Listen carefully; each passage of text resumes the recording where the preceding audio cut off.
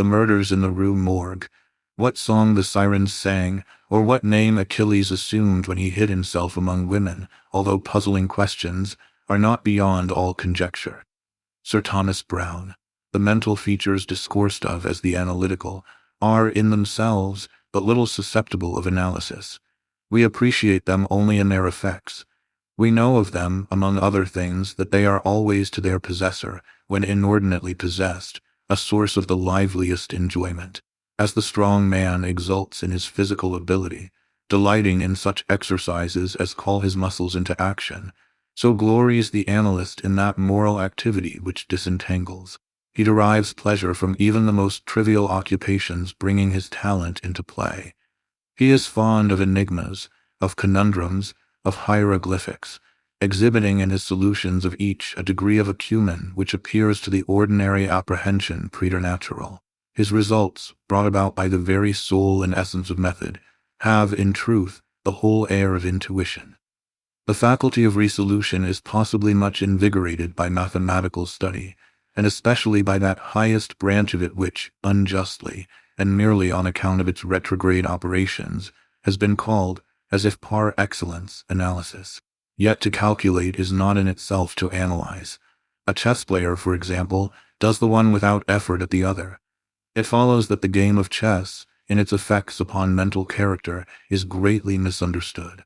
I am not now writing a treatise, but simply prefacing a somewhat peculiar narrative by observations very much at random. I will, therefore, take occasion to assert that the higher powers of the reflective intellect are more decidedly and more usefully tasked by the unostentatious game of draughts than by all the elaborate frivolity of chess.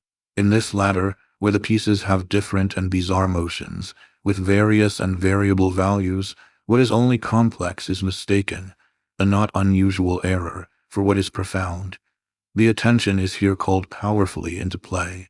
If it flag for an instant, an oversight is committed resulting in injury or defeat. The possible moves being not only manifold but involute, the chances of such oversights are multiplied, and in 9 cases out of 10, it is the more concentrative rather than the more acute player who conquers. In drafts, on the contrary, where the moves are unique and have but little variation, the probabilities of inadvertence are diminished, and the mere attention being left comparatively unemployed, what advantages are obtained by either party are obtained by superior acumen. To be less abstract, let us suppose a game of draughts where the pieces are reduced to 4 kings, and where, of course, no oversight is to be expected. It is obvious that here the victory can be decided, the players being at all equal, only by some recherche movement, the result of some strong exertion of the intellect. Deprived of ordinary resources, the analyst throws himself into the spirit of his opponent, identifies himself therewith, and not unfrequently sees thus, at a glance, the sole methods, sometime indeed absurdly simple ones, by which he may seduce into error or hurry into miscalculation. Whist has long been noted for its influence upon what is termed the calculating power, and men of the highest order of intellect have been known to take an apparently unaccountable delight in it, while eschewing chess as frivolous. Beyond doubt, there is nothing of a similar nature so greatly tasking the faculty of analysis. The best chess player in Christendom may be little more than the best player of chess, but proficiency in whist implies capacity for success in all those more important undertakings where mind struggles with mind. When I say proficiency, I mean that perfection in the game which includes a comprehension of all the sources whence legitimate advantage may be derived. These are not only manifold but multiform, and lie frequently among recesses of thought altogether inaccessible to the ordinary understanding. To observe attentively is to remember distinctly, and so far the concentrative chess player will do very well at whist, while the rules of Hoyle, themselves based upon the mere mechanism of the game, are sufficiently and generally comprehensible. Thus to have a retentive memory, and to proceed by the book, are points commonly regarded as the sum total of good playing. But it is in matters beyond the limits of mere rule that the skill of the analyst is evinced. He makes, in silence, a host of observations and inferences. So, perhaps, do his companions, and the difference in the extent of the information obtained lies not so much in the validity of the inference as in the quality of the observation. The necessary knowledge is that of what to observe. Our player confines himself not at all, nor, because the game is the object, does he reject deductions from things external to the game. He examines the countenance of his partner, comparing it carefully with that of each of his opponents. He considers the mode of assorting the cards in each hand, often counting trump by trump and honor by honor, through the glances bestowed by their holders upon each. He notes every variation of face as the play progresses, gathering a fund of thought from the differences in the expression of certainty, of surprise, of triumph, or of chagrin. From the manner of gathering up a trick, he judges whether the person taking it can make another in the suit. He recognizes what is played through feint by the manner with which it is thrown upon the table. A casual or inadvertent word, the accidental dropping or turning of a card, with the accompanying anxiety or carelessness in regard to its concealment. The counting of the tricks, with the order of their arrangement. Embarrassment, hesitation, eagerness, or trepidation, all afford to his apparently intuitive perception indications of the true state of affairs. The first 2 or 3 rounds having been played, he is in full possession of the contents of each hand, and thenceforward puts down his cards with as absolute a precision of purpose as if the rest of the party had turned outward the faces of their own. The analytical power should not be confounded with ample ingenuity. For while the analyst is necessarily ingenious, the ingenious man is often remarkably incapable of analysis. The constructive or combining power, by which ingenuity is usually manifested, and to which the phrenologists, I believe erroneously, have assigned a separate organ, supposing it a primitive faculty, has been so frequently seen in those whose intellect bordered otherwise upon idiocy, as to have attracted general observation among writers on morals. Between ingenuity and the analytic ability, there exists a difference far greater, indeed, than that between the fancy and the imagination, but of a character very strictly analogous. It will be found, in fact, that the ingenious are always fanciful, and the truly imaginative never otherwise than analytic. The narrative which follows will appear to the reader somewhat in the light of a commentary upon the propositions just advanced. Residing in Paris during the spring and part of the summer of 18, I became acquainted with a Monsieur C. Auguste Dupin. This young gentleman was of an excellent, indeed of an illustrious family, but by a variety of untoward events had been reduced to such poverty that the energy of his character succumbed beneath it, and he ceased to bestir himself in the world, or to care for the retrieval of his fortunes.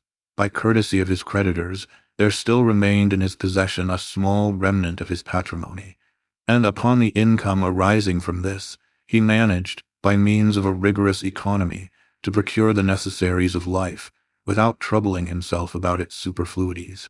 Books, indeed, were his sole luxuries, and in Paris these are easily obtained.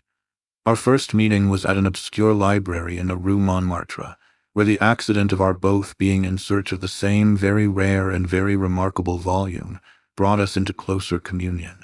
We saw each other again and again. I was deeply interested in the little family history, which he detailed to me with all that candor which a Frenchman indulges whenever mere self is his theme. I was astonished, too, at the vast extent of his reading, and above all, I felt my soul enkindled within me by the wild fervor and the vivid freshness of his imagination. Seeking in Paris the objects I then sought, I felt that the society of such a man would be to me a treasure beyond price, and this feeling I frankly confided to him.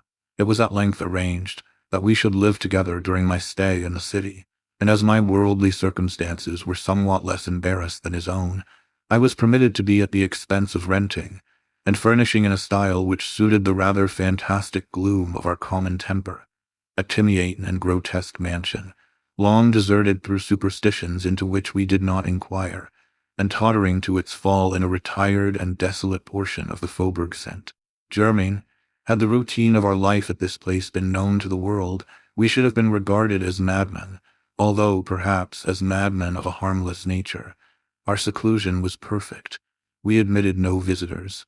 Indeed, the locality of our retirement had been carefully kept a secret from my own former associates, and it had been many years since Dupin had ceased to know or be known in Paris. We existed within ourselves alone. It was a freak of fancy in my friend, for what else shall I call it? To be enamored of the night for her own sake, and into this bizarrerie, as into all his others, I quietly fell, giving myself up to his wild whims with a perfect abandon. The sable divinity would not herself dwell with us always, but we could counterfeit her presence. At the first dawn of the morning, we closed all the messy shutters of our old building, lighting a couple of tapers which, strongly perfumed, threw out only the ghastliest and feeblest of rays. By the aid of these, we then busied our souls in dreams, reading, writing, or conversing, until warned by the clock of the advent of the true darkness.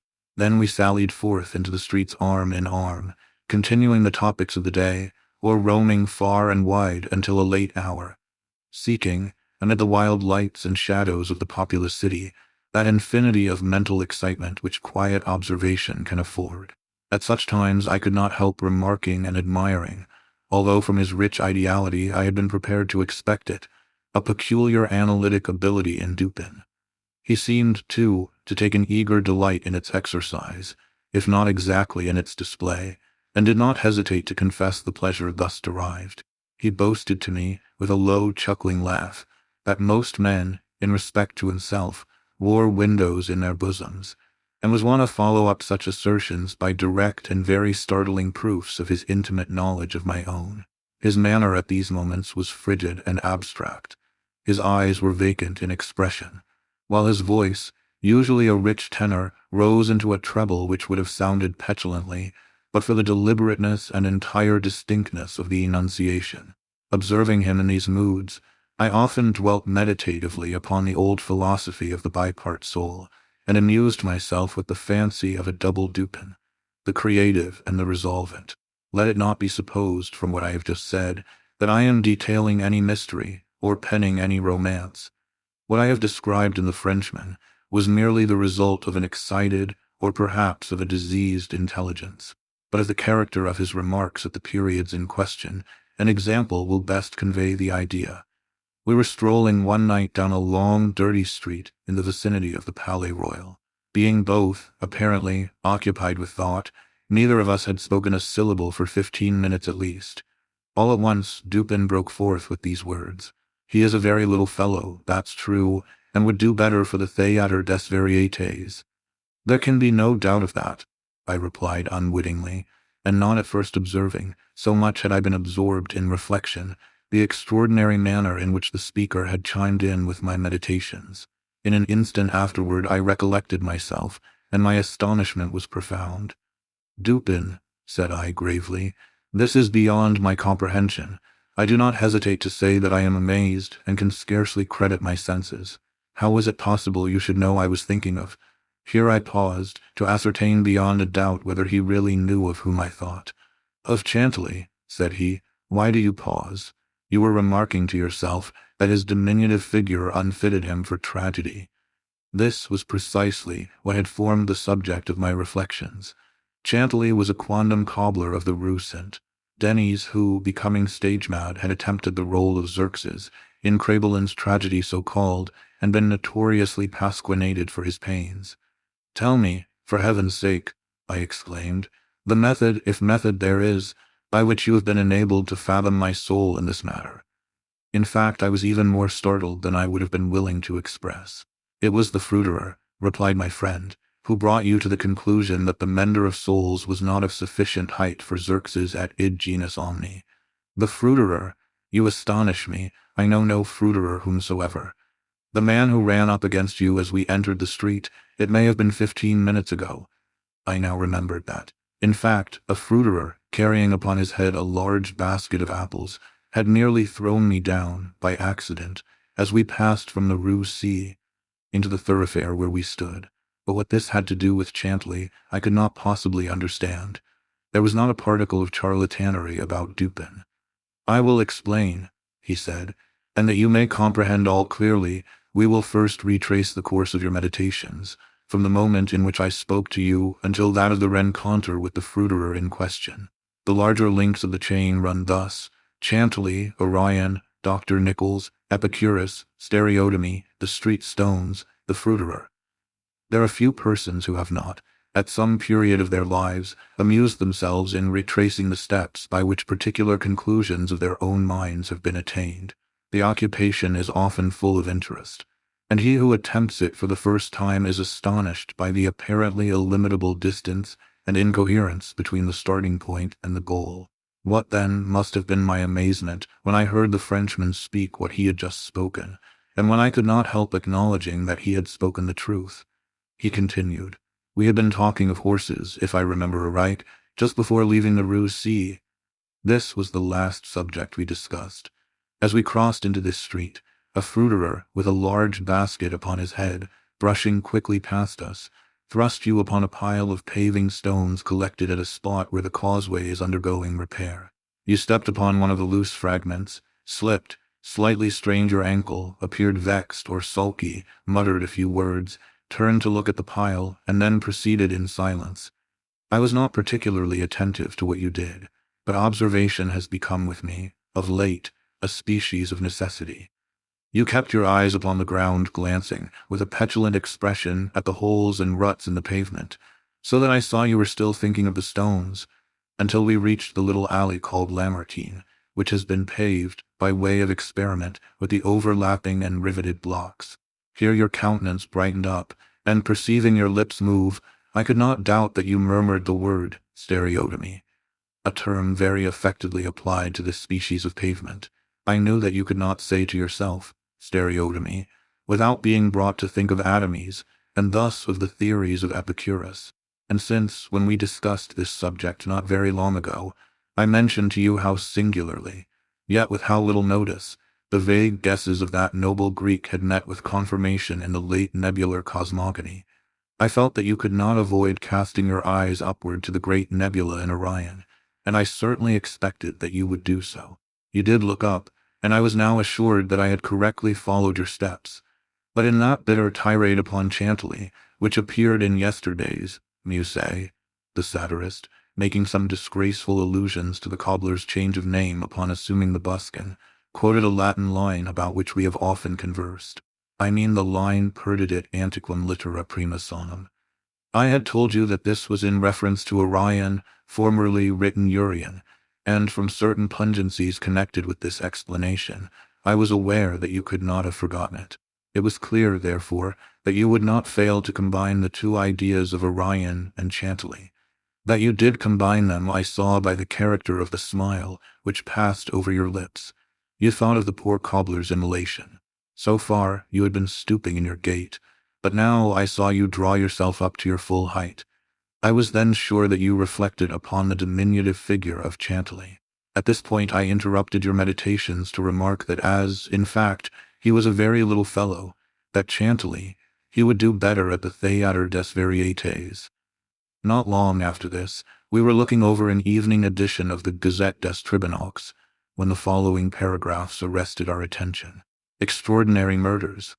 This morning, about 3 o'clock, the inhabitants of the Quartier Saint-Roch were aroused from sleep by a succession of terrific shrieks, issuing, apparently, from the fourth story of a house in the Rue Morgue, known to be in the sole occupancy of one Madame L'Espanaye, and her daughter, Mademoiselle Camille L'Espanaye. After some delay, occasioned by a fruitless attempt to procure admission in the usual manner, the gateway was broken in with a crowbar, and 8 or 10 of the neighbors entered accompanied by 2 gendarmes. By this time the cries had ceased, but as the party rushed up the first flight of stairs, 2 or more rough voices in angry contention were distinguished, and seemed to proceed from the upper part of the house. As the second landing was reached, these sounds also had ceased, and everything remained perfectly quiet. The party spread themselves and hurried from room to room. Upon arriving at a large back chamber in the 4th story, the door of which, being found locked with the key inside, was forced open, a spectacle presented itself which struck every one present not less with horror than with astonishment. The apartment was in the wildest disorder, the furniture broken and thrown about in all directions. There was only one bedstead, and from this the bed had been removed and thrown into the middle of the floor. On a chair lay a razor, besmeared with blood. On the hearth were 2 or 3 long and thick tresses of grey human hair, also dabbled in blood, and seeming to have been pulled out by the roots. Upon the floor were found 4 Napoleons, an ear-ring of topaz, 3 large silver spoons, 3 smaller of metal-dalger, and 2 bags, containing nearly 4,000 francs in gold. The drawers of the bureau, which stood in one corner, were open, and had been, apparently, rifled, although many articles still remained in them. A small iron safe was discovered under the bed, not under the bedstead. It was open, with the key still in the door. It had no contents beyond a few old letters and other papers of little consequence. Of Madame L'Espanaye no traces were here seen, but an unusual quantity of soot being observed in the fireplace, a search was made in the chimney, and, horrible to relate, the corpse of the daughter, head downward, was dragged therefrom, it having been thus forced up the narrow aperture for a considerable distance. The body was quite warm. Upon examining it, many excoriations were perceived, no doubt occasioned by the violence with which it had been thrust up and disengaged. Upon the face were many severe scratches, and upon the throat, dark bruises and deep indentations of finger-nails, as if the deceased had been throttled to death. After a thorough investigation of every portion of the house, without farther discovery, the party made its way into a small paved yard in the rear of the building, where lay the corpse of the old lady, with her throat so entirely cut that, upon an attempt to raise her, the head fell off. The body, as well as the head, was fearfully mutilated, the former so much so as scarcely to retain any semblance of humanity. To this horrible mystery there is not as yet, we believe, the slightest clue. The next day's paper had these additional particulars. The tragedy in the Rue Morgue. Many individuals have been examined in relation to this most extraordinary and frightful affair. The word affair has not yet, in France, that levity of import which it conveys with us, but nothing whatever has transpired to throw light upon it. We give below all the material testimony elicited. Pauline Duberg, laundress, deposes that she has known both the deceased for 3 years, having washed for them during that period. The old lady and her daughter seemed on good terms, very affectionate towards each other. They were excellent pay, could not speak in regard to their mode or means of living, believed that Madame L. told fortunes for a living, was reputed to have money put by, never met any persons in the house when she called for the clothes or took them home, was sure that they had no servant in employ. There appeared to be no furniture in any part of the building except in the 4th story. Pierre Moreau, tobacconist, deposes that he has been in the habit of selling small quantities of tobacco and snuff to Madame L'Espanaye for nearly 4 years, was born in the neighborhood, and has always resided there. The deceased and her daughter had occupied the house in which the corpses were found for more than 6 years. It was formerly occupied by a jeweler who underlet the upper rooms to various persons. The house was the property of Madame L. She became dissatisfied with the abuse of the premises by her tenant, and moved into them herself, refusing to let any portion. The old lady was childish. Witness had seen the daughter some 5 or 6 times during the 6 years. The two lived an exceedingly retired life, were reputed to have money, had heard it said among the neighbors that Madame L. told fortunes, did not believe it, had never seen any person enter the door except the old lady and her daughter, a porter once or twice, and a physician some 8 or 10 times. Many other persons, neighbors, gave evidence to the same effect. No one was spoken of as frequenting the house. It was not known whether there were any living connections of Madame L. and her daughter. The shutters of the front windows were seldom opened. Those in the rear were always closed, with the exception of the large back room, 4th story. The house was a good house, not very old. Isidore Musette, gendarme, deposes that he was called to the house about 3 o'clock in the morning, and found some 20 or 30 persons at the gateway, endeavoring to gain admittance. Forced it open, at length, with a bayonet, not with a crowbar. Had but little difficulty in getting it open, on account of its being a double or folding gate, and bolted neither at bottom nor top. The shrieks were continued until the gate was forced, and then suddenly ceased. They seemed to be screams of some person or persons in great agony, were loud and drawn out, not short and quick. Witness led the way upstairs. Upon reaching the first landing, heard 2 voices in loud and angry contention, the one a gruff voice, the other much shriller, a very strange voice. Could distinguish some words of the former, which was that of a Frenchman. was positive that it was not a woman's voice, could distinguish the words sacré and diable. The shrill voice was that of a foreigner, could not be sure whether it was the voice of a man or of a woman, could not make out what was said, but believed the language to be Spanish. The state of the room and of the bodies was described by this witness as we described them yesterday. Henry Duval, a neighbor, and by trade a silversmith, deposes that he was one of the party who first entered the house, corroborates the testimony of Musette in general. As soon as they forced an entrance, they reclosed the door to keep out the crowd, which collected very fast, notwithstanding the lateness of the hour. The shrill voice, this witness thinks, was that of an Italian, was certain it was not French, could not be sure that it was a man's voice. It might have been a woman's, was not acquainted with the Italian language, could not distinguish the words, but was convinced by the intonation that the speaker was an Italian, knew Madame L. and her daughter, had conversed with both frequently, was sure that the shrill voice was not that of either of the deceased. Odenheimer, restaurateur, this witness volunteered his testimony, not speaking French, was examined through an interpreter, is a native of Amsterdam, was passing the house at the time of the shrieks. They lasted for several minutes, probably 10. They were long and loud, very awful and distressing. Was one of those who entered the building. Corroborated the previous evidence in every respect but one. Was sure that the shrill voice was that of a man, of a Frenchman. Could not distinguish the words uttered. They were loud and quick, unequal, spoken apparently in fear as well as in anger. The voice was harsh, not so much shrill as harsh. Could not call it a shrill voice. The gruff voice said repeatedly, sacré, diable, and once mon Dieu. Jules Mignaud, banker of the firm of Mignaud et Fils, Rue de Loring, is the elder Mignaud. Madame L'Espanaye had some property, had opened an account with his banking house in the spring of the year, 8 years previously, made frequent deposits in small sums, had checked for nothing until the 3rd day before her death, when she took out in person the sum of 4,000 francs. This sum was paid in gold, and a clerk went home with the money. Adolphe Lebon, clerk to Mignaud et Fils, deposes that on the day in question, about noon, he accompanied Madame L'Espanaye to her residence with the 4,000 francs, put up in 2 bags. Upon the door being opened, Mademoiselle L. appeared and took from his hands one of the bags, while the old lady relieved him of the other. He then bowed and departed. Did not see any person in the street at the time. It is a by-street, very lonely. William Bird, tailor, deposes that he was one of the party who entered the house, is an Englishman, has lived in Paris 2 years, was one of the first to ascend the stairs, heard the voices in contention. The gruff voice was that of a Frenchman, could make out several words but cannot now remember all, heard distinctly sacré and mon Dieu.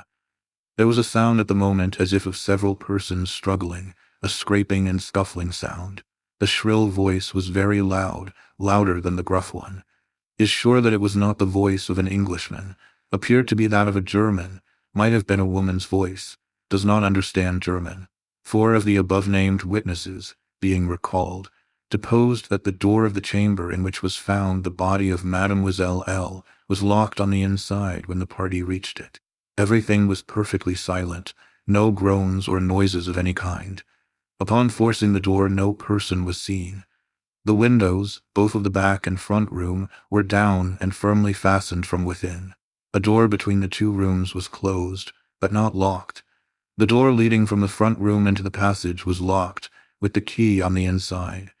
A small room in the front of the house, on the 4th story, at the head of the passage was open, the door being ajar. This room was crowded with old beds, boxes, and so forth. These were carefully removed and searched. There was not an inch of any portion of the house which was not carefully searched. Sweeps were sent up and down the chimneys. The house was a 4-story one, with garrets, mansards. A trapdoor on the roof was nailed down very securely, did not appear to have been opened for years.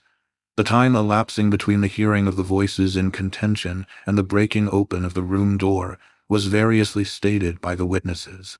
Some made it as short as 3 minutes, some as long as 5. The door was opened with difficulty. Alfonso Garcio, undertaker, deposes that he resides in the Rue Morgue, is a native of Spain, was one of the party who entered the house.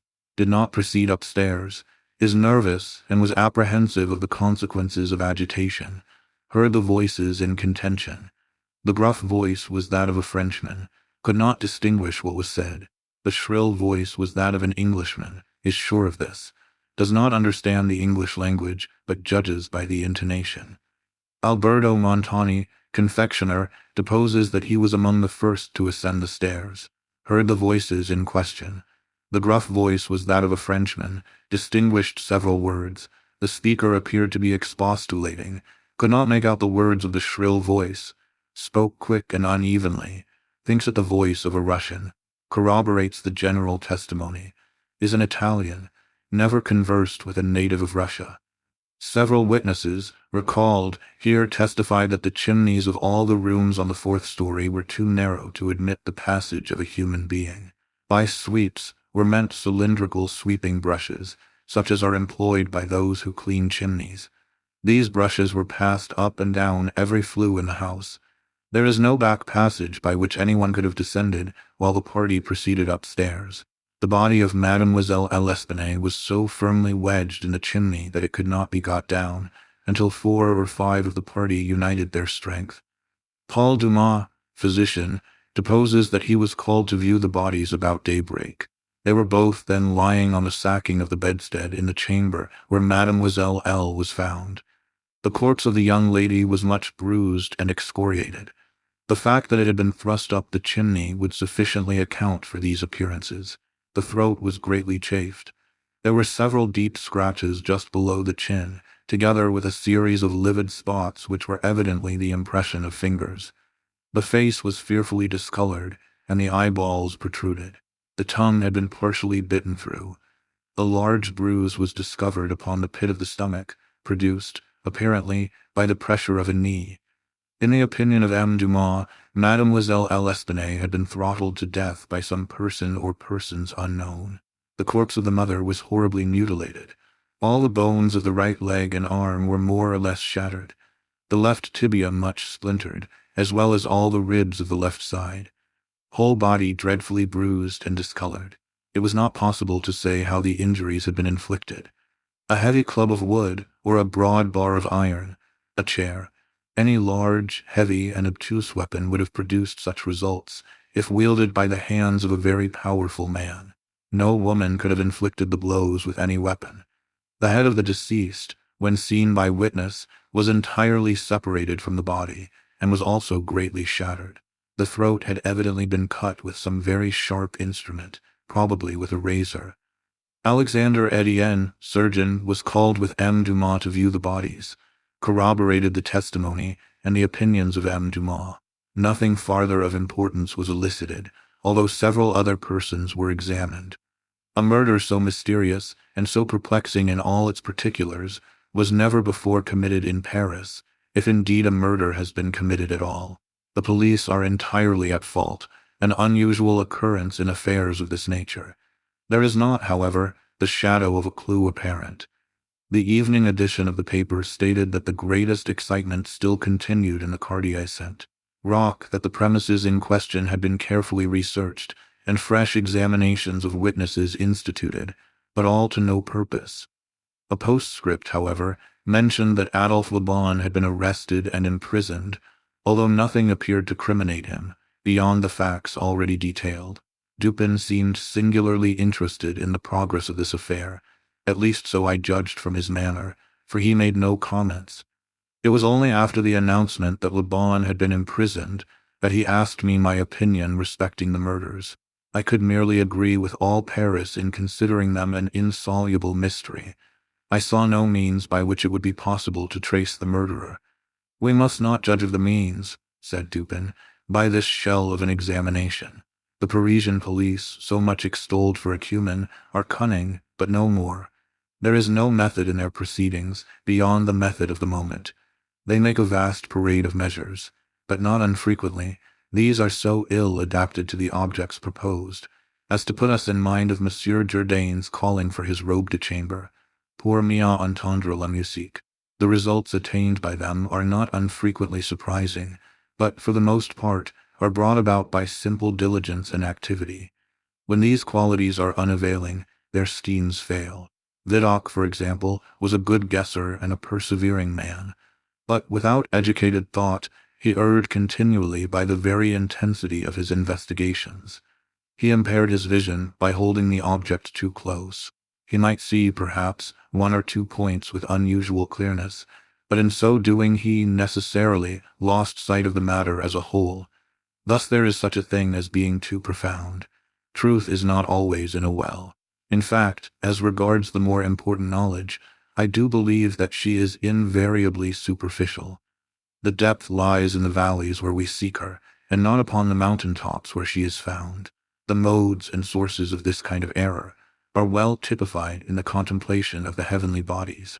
To look at a star by glances, to view it in a sidelong way, by turning toward it the exterior portions of the retina, more susceptible of feeble impressions of light than the interior, is to behold the star distinctly, is to have the best appreciation of its luster, a luster which grows dim just in proportion as we turn our vision fully upon it.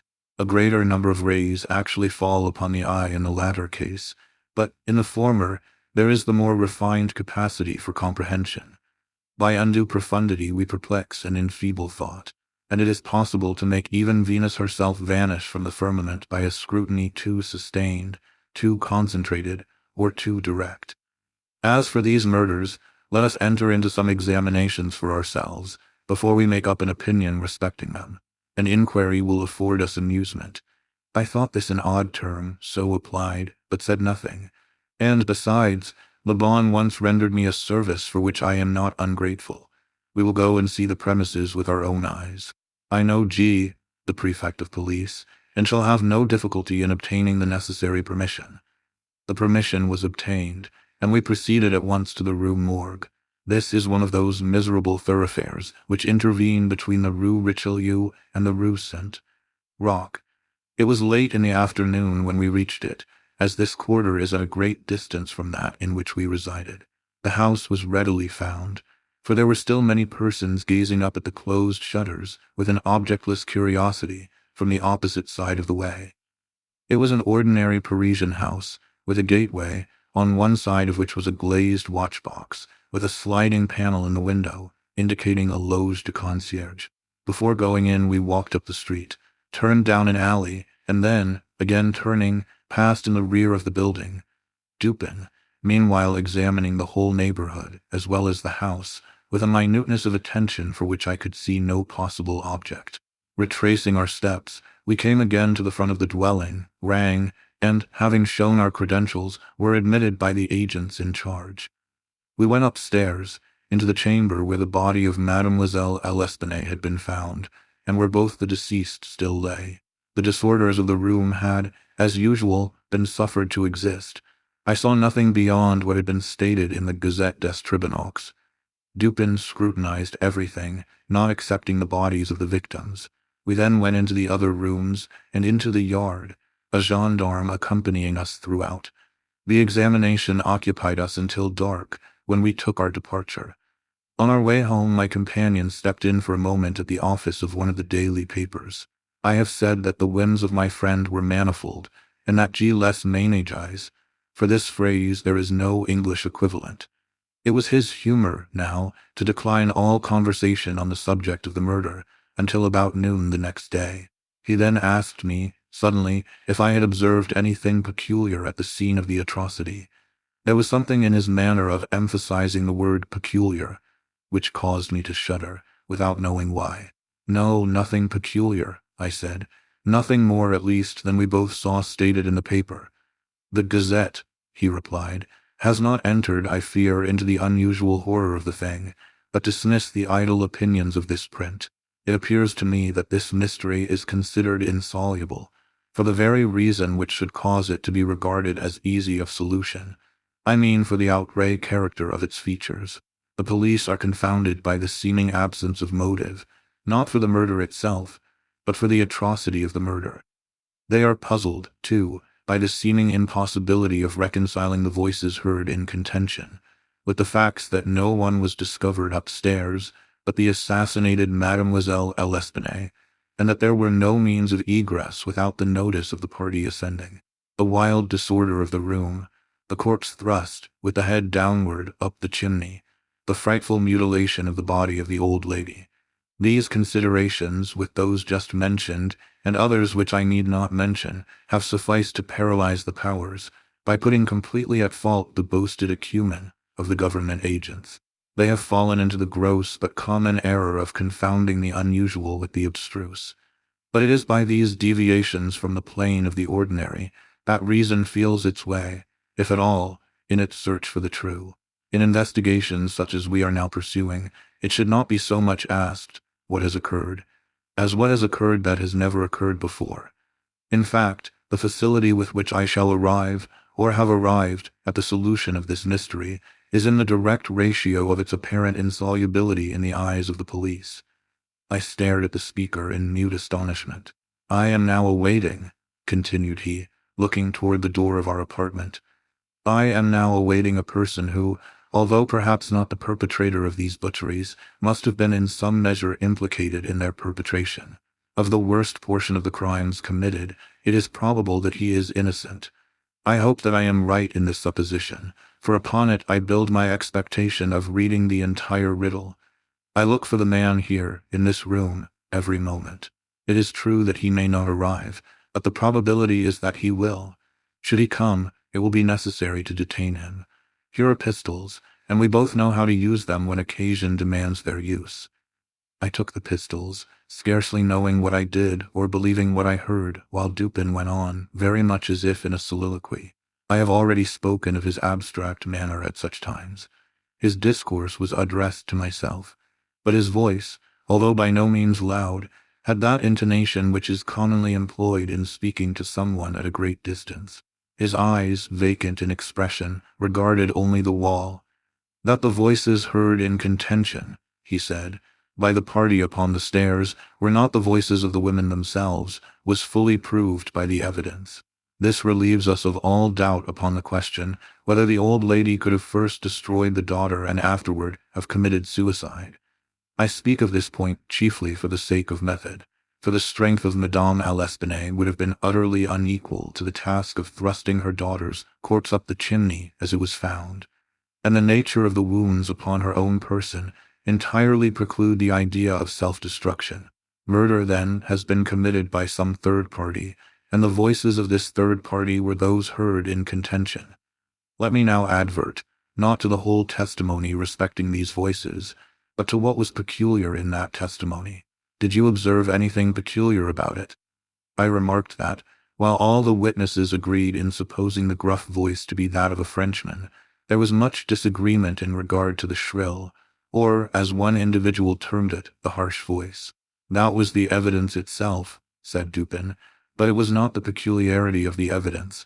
You have observed nothing distinctive, yet there was something to be observed. The witnesses, as you remark, agreed about the gruff voice. They were here unanimous.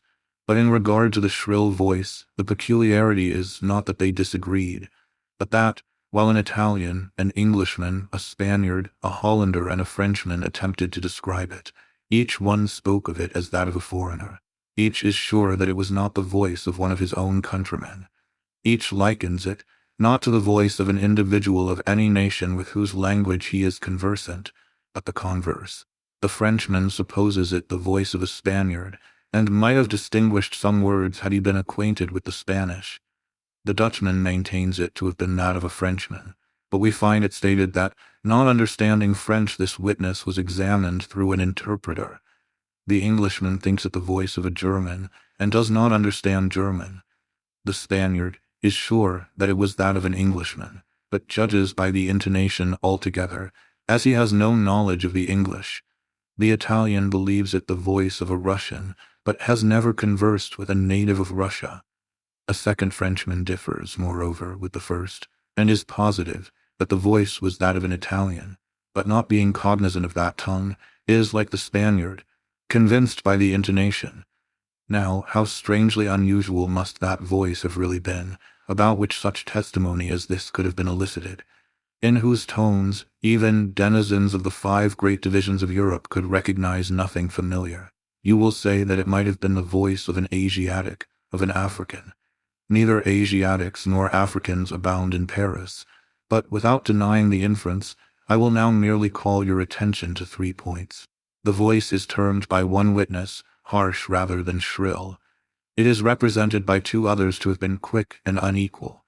No words, no sounds resembling words, were by any witness mentioned as distinguishable. I know not, continued Dupin, what impression I may have made so far upon your own understanding, but I do not hesitate to say that legitimate deductions even from this portion of the testimony, the portion respecting the gruff and shrill voices, are in themselves sufficient to engender a suspicion which should give direction to all farther progress in the investigation of the mystery. I said legitimate deductions, but my meaning is not thus fully expressed. I design to imply that the deductions are the sole proper ones, and that the suspicion arises inevitably from them as the single result. What the suspicion is, however, I will not say just yet. I merely wish you to bear in mind that with myself, it was sufficiently forcible to give a definite form, a certain tendency, to my inquiries in the chamber. Let us now transport ourselves, in fancy, to this chamber. What shall we first seek here? The means of egress employed by the murderers. It is not too much to say that neither of us believe in preternatural events. Madame and Mademoiselle L'Espanaye were not destroyed by spirits. The doers of the deed were material, and escaped materially. Then how? Fortunately, there is but one mode of reasoning upon the point, and that mode must lead us to a definite decision. Let us examine, each by each, the possible means of egress. It is clear that the assassins were in the room where Mademoiselle L'Espanaye was found, or at least in the room adjoining, when the party ascended the stairs. It is then only from these 2 apartments that we have to seek issues. The police have laid bare the floors, the ceilings, and the masonry of the walls in every direction. No secret issues could have escaped their vigilance. But not trusting to their eyes, I examined with my own. There were, then, no secret issues. Both doors leading from the rooms into the passage were securely locked, with the keys inside. Let us turn to the chimneys. These, although of ordinary width for some 8 or 10 feet above the hearths, will not admit, throughout their extent, the body of a large cat. The impossibility of egress, by means already stated, being thus absolute, we are reduced to the windows. Through those of the front room, no one could have escaped without notice from the crowd in the street. The murderers must have passed, then, through those of the back room. Now, brought to this conclusion in so unequivocal a manner as we are, it is not our part, as reasoners, to reject it on account of apparent impossibilities. It is only left for us to prove that these apparent impossibilities are, in reality, not such. There are 2 windows in the chamber. One of them is unobstructed by furniture, and is wholly visible. The lower portion of the other is hidden from view by the head of the unwieldy bedstead, which is thrust close up against it. The former was found securely fastened from within. It resisted the utmost force of those who endeavored to raise it. A large gimlet hole had been pierced in its frame to the left, and a very stout nail was found fitted therein, nearly to the head.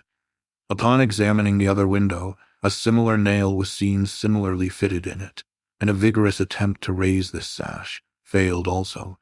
The police were now entirely satisfied that egress had not been in these directions, and therefore it was thought a matter of supererogation to withdraw the nails and open the windows.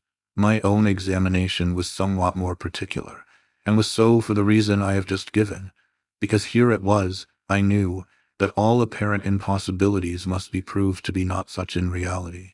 I proceeded to think thus, a posteriori. The murderers did escape from one of these windows. This being so, they could not have refastened the sashes from the inside, as they were found fastened, a consideration which put a stop, through its obviousness, to the scrutiny of the police in this quarter. Yet the sashes were fastened. They must, then, have the power of fastening themselves. There was no escape from this conclusion. I stepped to the unobstructed casement, withdrew the nail with some difficulty, and attempted to raise the sash. It resisted all my efforts, as I had anticipated. A concealed spring must, I now know, exist, and this corroboration of my idea convinced me that my premises, at least, were correct, however mysterious still appeared the circumstances attending the nails. A careful search soon brought to light the hidden spring. I pressed it, and, satisfied with the discovery, forbore to upraise the sash. I now replaced the nail and regarded it attentively.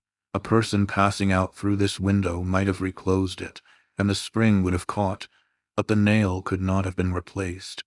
The conclusion was plain, and again narrowed in the field of my investigations. The assassins must have escaped through the other window. Supposing, then, the springs upon each sash to be the same, as was probable, there must be found a difference between the nails, or at least between the modes of their fixture. Getting upon the sacking of the bedstead, I looked over the headboard minutely at the second casement. Passing my hand down behind the board, I readily discovered and pressed the spring, which was, as I had supposed, identical in character with its neighbor. I now looked at the nail. It was as stout as the other, and apparently fitted in the same manner, driven in nearly up to the head. You will say that I was puzzled, but if you think so, you must have misunderstood the nature of the inductions. To use a sporting phrase, I had not been once at fault. The scent had never for an instant been lost. There was no flaw in any link of the chain. I had traced the secret to its ultimate result, and that result was the nail. It had, I say, in every respect, the appearance of its fellow in the other window. But this fact was an absolute nullity, conclusive as it might seem to be, when compared with the consideration that here, at this point, terminated the clue. There must be something wrong, I said, about the nail. I touched it, and the head, with about 1/4 of an inch of the shank, came off in my fingers. The rest of the shank was in the gimlet hole where it had been broken off. The fracture was an old one, for its edges were encrusted with rust, and had apparently been accomplished by the blow of a hammer, which had partially embedded, in the top of the bottom sash, the head portion of the nail. I now carefully replaced this head portion in the indentation whence I had taken it, and the resemblance to a perfect nail was complete. The fissure was invisible. Pressing the spring, I gently raised the sash for a few inches. The head went up with it, remaining firm in its bed. I closed the window, and the semblance of the whole nail was again perfect. The riddle, so far, was now unriddled. The assassin had escaped through the window which looked upon the bed, dropping of its own accord upon his exit, or perhaps purposely closed. It had become fastened by the spring, and it was the retention of this spring which had been mistaken by the police for that of the nail, farther inquiry being thus considered unnecessary. The next question is that of the mode of descent. Upon this point I had been satisfied in my walk with you around the building. About 5 feet and a half from the casement in question, there runs a lightning rod. From this rod it would have been impossible for anyone to reach the window itself, to say nothing of entering it. I observed, however, that the shutters of the 4th story were of the peculiar kind called by Parisian carpenters ferrades, a kind rarely employed at the present day, but frequently seen upon very old mansions at Lyon and Bordeaux. They are in the form of an ordinary door, a single, not a folding door, except that the lower half is latticed or worked in open trellis, thus affording an excellent hold for the hands. In the present instance, these shutters are fully 3 feet and a half broad. When we saw them from the rear of the house, they were both about half open. That is to say, they stood off at right angles from the wall. It is probable that the police, as well as myself, examined the back of the tenement. But if so, in looking at these ferrades in the line of their breadth, as they must have done, they did not perceive this great breadth itself, or, at all events, failed to take it into due consideration.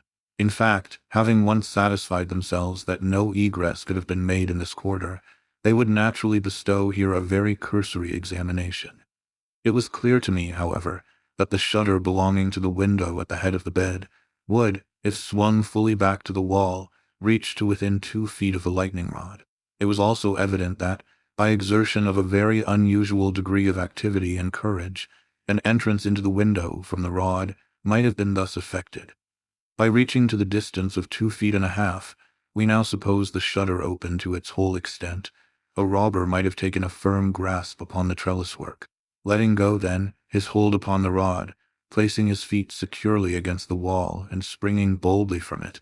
He might have swung the shutter so as to close it, and, if we imagine the window open at the time, might even have swung himself into the room. I wish you to bear especially in mind that I have spoken of a very unusual degree of activity as requisite to success in so hazardous and so difficult a feat.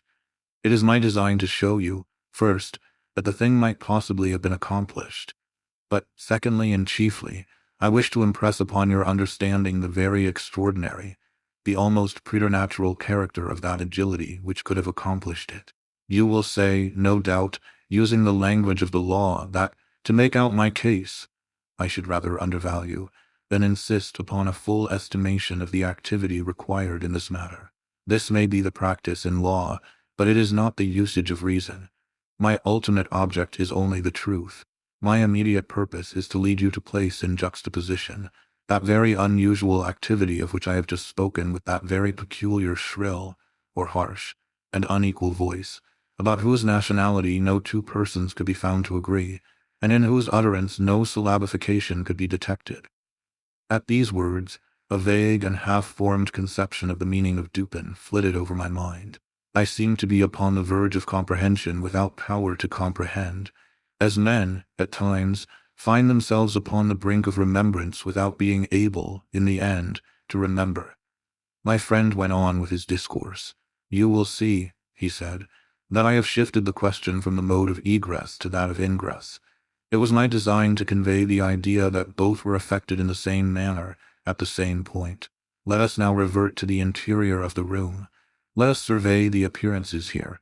The drawers of the bureau, it is said, had been rifled, although many articles of apparel still remained within them. The conclusion here is absurd.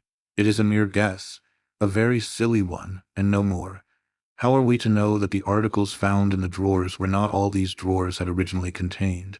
Madame L'Espanaye and her daughter lived an exceedingly retired life, saw no company, seldom went out, had little use for numerous changes of habiliment. Those found were at least of as good quality as any likely to be possessed by these ladies. If a thief had taken any, why did he not take the best? Why did he not take all? In a word, why did he abandon 4,000 francs in gold to encumber himself with a bundle of linen? The gold was abandoned. Nearly the whole sum mentioned by Monsieur Mignaud, the banker, was discovered in bags upon the floor. I wish you, therefore, to discard from your thoughts the blundering idea of motive, engendered in the brains of the police by that portion of the evidence which speaks of money delivered at the door of the house. Coincidences 10 times as remarkable as this, the delivery of the money, and murder committed within 3 days upon the party receiving it, happen to all of us every hour of our lives, without attracting even momentary notice. Coincidences, in general, are great stumbling blocks in the way of that class of thinkers who have been educated to know nothing of the theory of probabilities, that theory to which the most glorious objects of human research are indebted for the most glorious of illustration.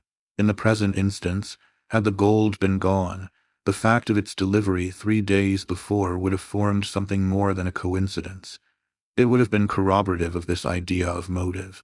But under the real circumstances of the case, if we are to suppose gold the motive of this outrage, we must also imagine the perpetrator so vacillating an idiot as to have abandoned his gold and his motive together. Keeping now steadily in mind the points to which I have drawn your attention, that peculiar voice, that unusual agility, and that startling absence of motive in a murder so singularly atrocious as this, let us glance at the butchery itself. Here is a woman strangled to death by manual strength and thrust up a chimney, head downward. Ordinary assassins employ no such modes of murder as this. Least of all, do they thus dispose of the murdered.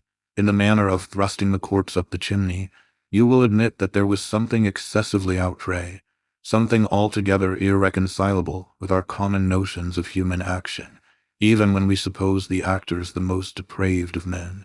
Think, too, how great must have been that strength which could have thrust the body up such an aperture so forcibly that the united vigor of several persons was found barely sufficient to drag it down. Turn now to other indications of the employment of a vigor most marvelous. On the hearth were thick tresses, very thick tresses, of grey human hair. These had been torn out by the roots. You are aware of the great force necessary in tearing thus from the head even 20 or 30 hairs together. You saw the locks in question as well as myself. Their roots, A hideous sight, were clotted with fragments of the flesh of the scalp, sure token of the prodigious power which had been exerted in uprooting perhaps 500,000 of hairs at a time. The throat of the old lady was not merely cut, but the head absolutely severed from the body. The instrument was a mere razor. I wish you also to look at the brutal ferocity of these deeds. Of the bruises upon the body of Madame L'Espanaye I do not speak. Monsieur Dumas and his worthy coadjutor Monsieur Etienne have pronounced that they were inflicted by some obtuse instrument, and so far these gentlemen are very correct. The obtuse instrument was clearly the stone pavement in the yard, upon which the victim had fallen from the window which looked in upon the bed. This idea, however simple it may now seem, escaped the police for the same reason that the breadth of the shutters escaped them, because, by the affair of the nails, their perceptions had been hermetically sealed against the possibility of the windows having ever been opened at all. If now, in addition to all these things, you have properly reflected upon the odd disorder of the chamber, we have gone so far as to combine the ideas of an agility astounding, a strength superhuman, a ferocity brutal, a butchery without motive, a grotesquerie and horror absolutely alien from humanity, and a voice foreign in tone to the ears of men of many nations, and devoid of all distinct or intelligible syllabification. What result then has ensued? What impression have I made upon your fancy? I felt a creeping of the flesh as Dupin asked me the question. A madman, I said, has done this deed. Some raving maniac escaped from a neighboring maison de santé. In some respects, he replied, your idea is not irrelevant, but the voices of madmen, even in their wildest paroxysms, are never found to tally with that peculiar voice heard upon the stairs. Madmen are of some nation, and their language, however incoherent in its words, has always the coherence of syllabification. Besides, the hair of a madman is not such as I now hold in my hand. I disentangled this little tuft from the rigidly clutched fingers of Madame L'Espanaye. Tell me what you can make of it. Dupin, I said, completely unnerved, this hair is most unusual. This is no human hair. I have not asserted that it is, said he, but before we decide this point, I wish you to glance at the little sketch I have here traced upon this paper. It is a facsimile drawing of what has been described in one portion of the testimony as dark bruises and deep indentations of finger-nails upon the throat of Mademoiselle L'Espanaye, and in another, by Messrs. Dumas and Etienne, as a series of livid spots, evidently the impression of fingers. You will perceive, continued my friend, spreading out the paper upon the table before us, that this drawing gives the idea of a firm and fixed hold. There is no slipping apparent. Each finger has retained, possibly until the death of the victim, the fearful grasp by which it originally embedded itself. Attempt now to place all your fingers at the same time in the respective impressions as you see them.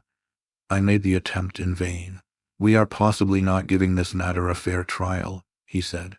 The paper is spread out upon a plain surface, but the human throat is cylindrical.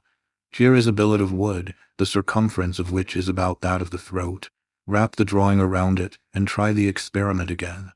I did so, but the difficulty was even more obvious than before. This, I said, is the mark of no human hand.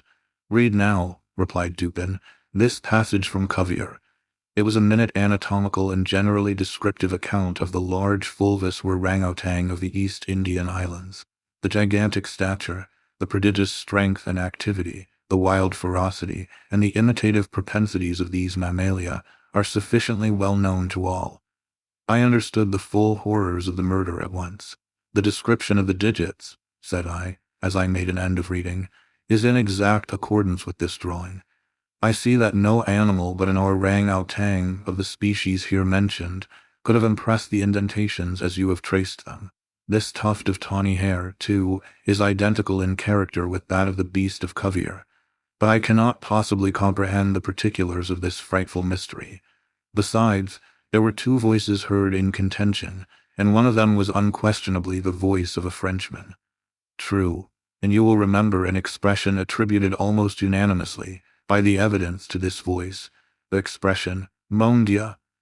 This, under the circumstances, has been justly characterized by one of the witnesses, Montani, the confectioner, as an expression of remonstrance or expostulation. Upon these two words, therefore, I have mainly built my hopes of a full solution of the riddle. A Frenchman was cognizant of the murder. It is possible, indeed it is far more than probable, that he was innocent of all participation in the bloody transactions which took place. The orangutan may have escaped from him.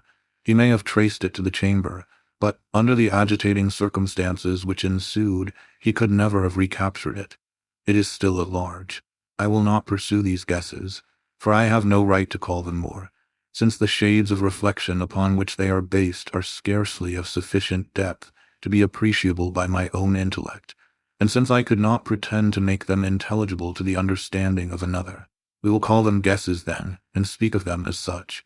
If the Frenchman in question is indeed, as I suppose, innocent of this atrocity, this advertisement which I left last night, upon our return home, at the office of Le Monde, a paper devoted to the shipping interest and much sought by sailors, will bring him to our residence. He handed me a paper, and I read thus: Caught in the Bois de Boulogne, early in the morning of the inst. The morning of the murder, a very large tawny orangutan of the Bornese species. The owner, who is ascertained to be a sailor, belonging to a Maltese vessel, may have the animal again, upon identifying it satisfactorily, and paying a few charges arising from its capture and keeping. Call it number Rue Faubourg Saint-Germain au Troissin. How was it possible, I asked, that you should know the man to be a sailor and belonging to a Maltese vessel? I do not know it, said Dupin. I am not sure of it. Here, however, is a small piece of ribbon, which from its form, and from its greasy appearance, has evidently been used in tying the hair in one of those long queues of which sailors are so fond. Moreover, this knot is one which few besides sailors can tie, and is peculiar to the Maltese. I picked the ribbon up at the foot of the lightning rod. It could not have belonged to either of the deceased. Now, if, after all, I am wrong in my induction from this ribbon, that the Frenchman was a sailor belonging to a Maltese vessel, still, I can have done no harm in saying what I did in the advertisement. If I am in error, he will merely suppose that I have been misled by some circumstance into which he will not take the trouble to inquire. But if I am right, a great point is gained. Cognizant, although innocent of the murder, the Frenchman will naturally hesitate about replying to the advertisement, about demanding the orangutan. He will reason thus: I am innocent, I am poor. My orangutan is of great value, to one in my circumstances a fortune of itself. Why should I lose it through idle apprehensions of danger? Here it is, within my grasp. It was found in the Bois de Boulogne, at a vast distance from the scene of that butchery. How can it ever be suspected that a brute beast should have done the deed? The police are at fault. They have failed to procure the slightest clue. Should they even trace the animal, it would be impossible to prove me cognizant of the murder, or to implicate me in guilt on account of that cognizance. Above all, I am known. The advertiser designates me as the possessor of the beast. I am not sure to what limit his knowledge may extend. Should I avoid claiming a property of so great value, which it is known that I possess, I will render the animal, at least, liable to suspicion. It is not my policy to attract attention either to myself or to the beast. I will answer the advertisement, get the orangutan, and keep it close until this matter has blown over. At this moment we heard a step upon the stairs. Be ready, said Dupin, with your pistols, but neither use them nor show them until at a signal from myself.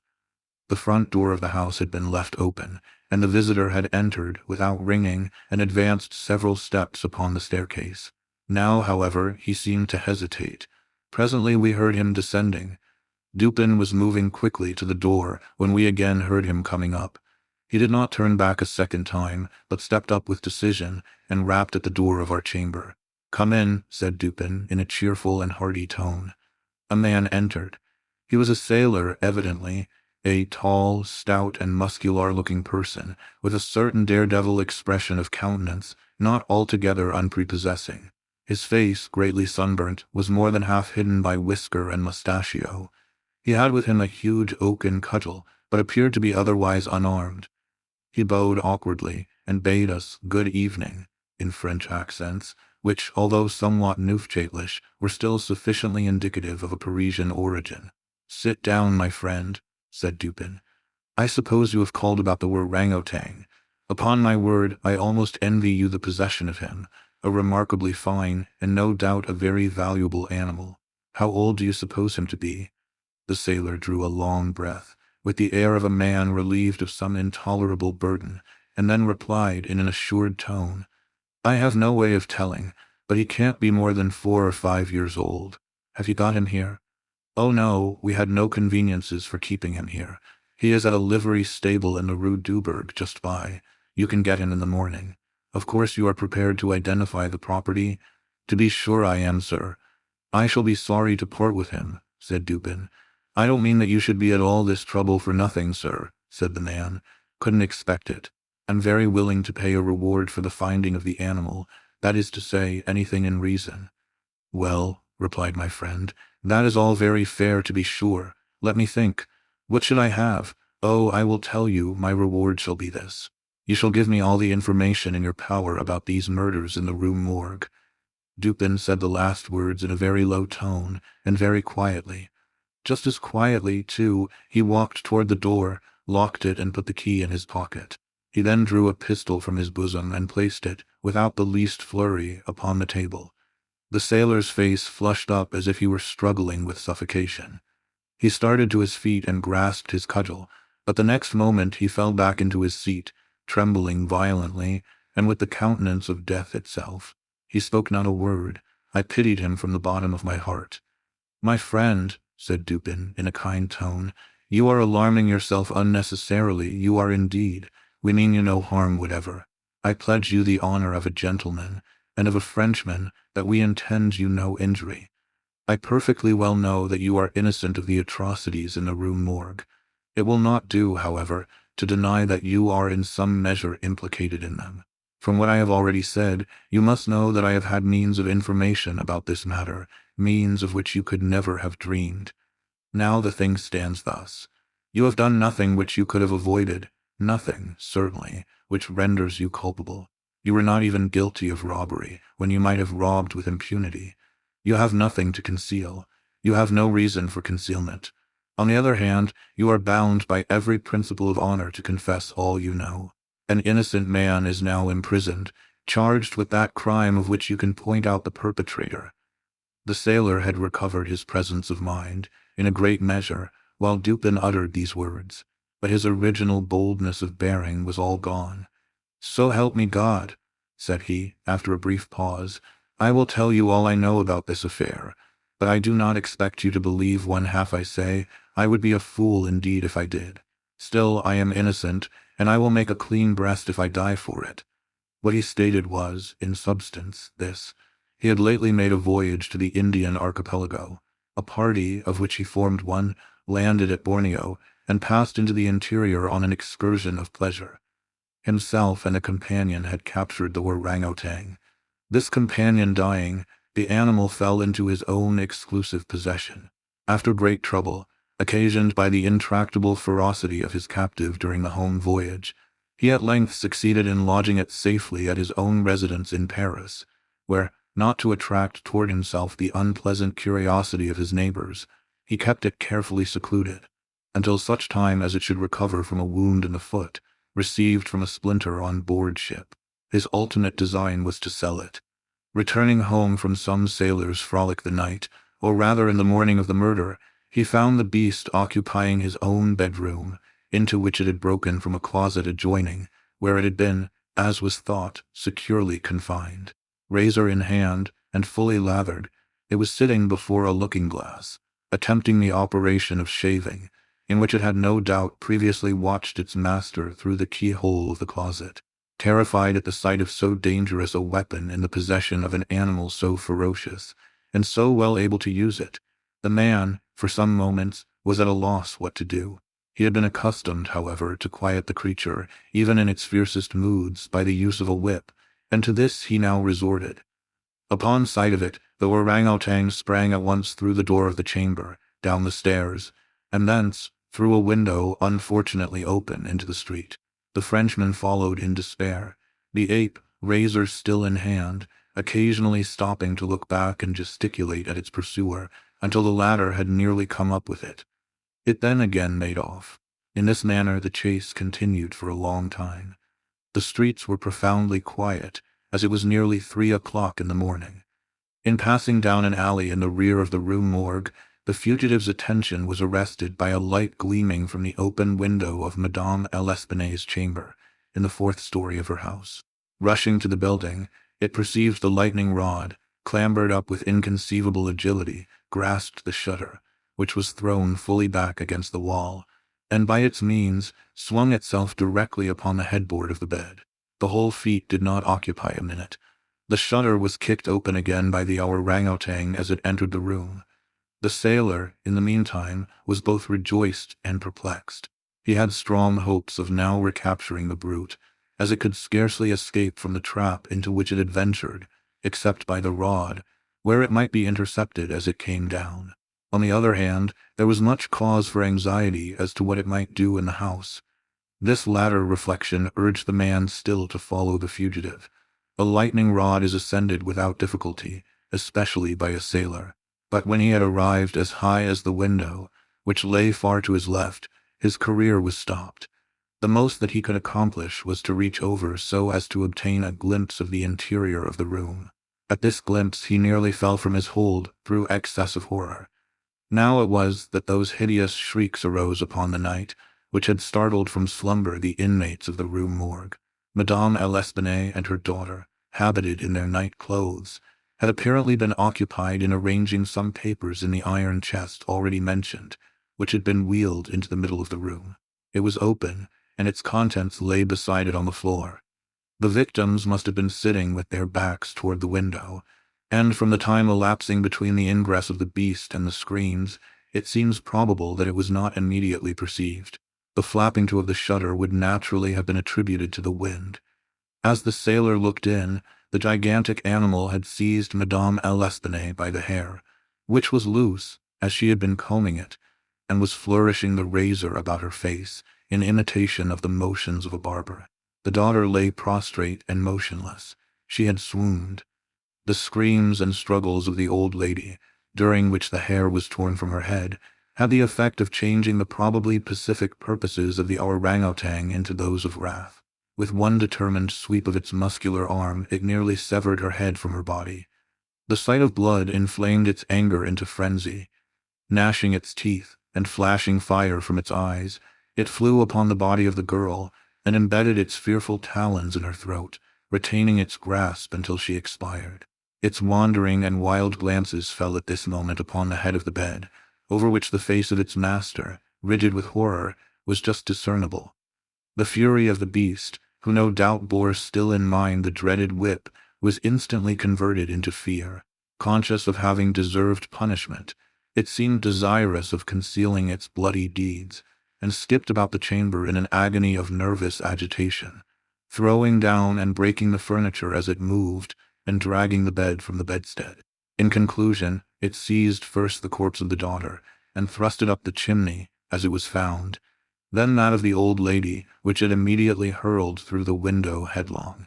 As the ape approached the casement with its mutilated burden, the sailor shrank aghast to the rod, and rather gliding than clambering down it, hurried at once home, dreading the consequences of the butchery, and gladly abandoning in his terror all solicitude about the fate of the orangutan.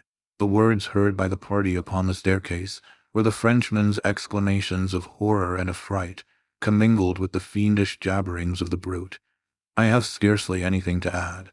The orangutan must have escaped from the chamber, by the rod, just before the breaking of the door. It must have closed the window as it passed through it. It was subsequently caught by the owner himself, who obtained for it a very large sum at the Jardin des Plantes. Ladon was instantly released, upon our narration of the circumstances, with some comments from Dupin, at the bureau of the prefect of police. This functionary, however well disposed to my friend, could not altogether conceal his chagrin at the turn which affairs had taken, and was fain to indulge in a sarcasm or two about the propriety of every person minding his own business. "Let him talk," said Dupin, who had not thought it necessary to reply. "Let him discourse. It will ease his conscience. I am satisfied with having defeated him in his own castle. Nevertheless, that he failed in the solution of this mystery, is by no means that matter for wonder which he supposes it. For, in truth, our friend the prefect is somewhat too cunning to be profound. In his wisdom is no stamen. It is all head and no body, like the pictures of the goddess Laverna, or, at best, all head and shoulders like a codfish. But he is a good creature after all. I like him especially for one master stroke of cant, by which he has attained his reputation for ingenuity. I mean the way he has, de nihil si qui est, et d'explicar si qui en est pas,